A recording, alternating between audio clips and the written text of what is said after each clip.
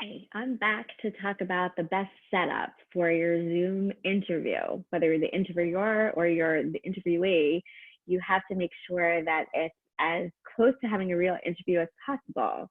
So you want to make sure that your sound quality is good. You want to be sitting in a place in your home where you have a good internet connection, and you want to test it ahead of time.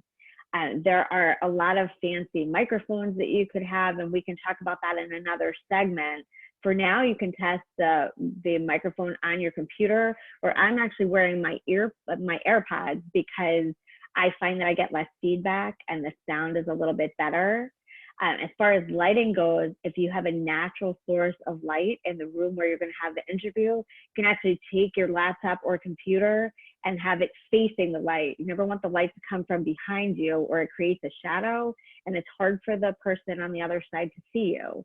If you're going to add some other sources of light, you can test them ahead of time. And I've actually got some other lighting, and we can talk about that in another segment if you have to augment your lighting. But when you're testing your setup, you should be checking to make sure that the lighting you already have in your home isn't causing a glare, doesn't look funny, isn't making funny spots on you. And then you want to find the plainest background you can, something that looks sort of professional. You don't want toys in the background or dirty dishes or an unmade bed. Obviously, if you have a home office that's set up for this, that has decent lighting, that would be a great place. I'm actually in my dining room because it's the only place we have that has a plain wall behind me. And that's what we're doing for now. I mean, it's wherever you can be. And keep in mind, from our last video, we talked about making sure that other people in your home are going to try and be a little bit quiet and we're not doing something really loud in the background.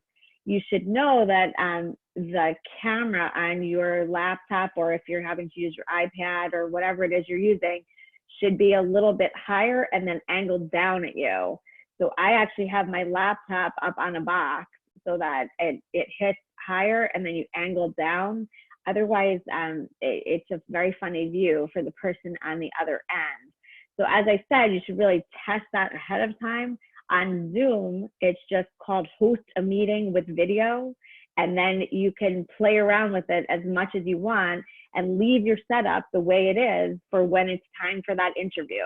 So test the height of the camera, test your lighting, test what you're going to use for your sound, test the outfit you're going to wear, whatever it is, and then know that that's how you're going to be.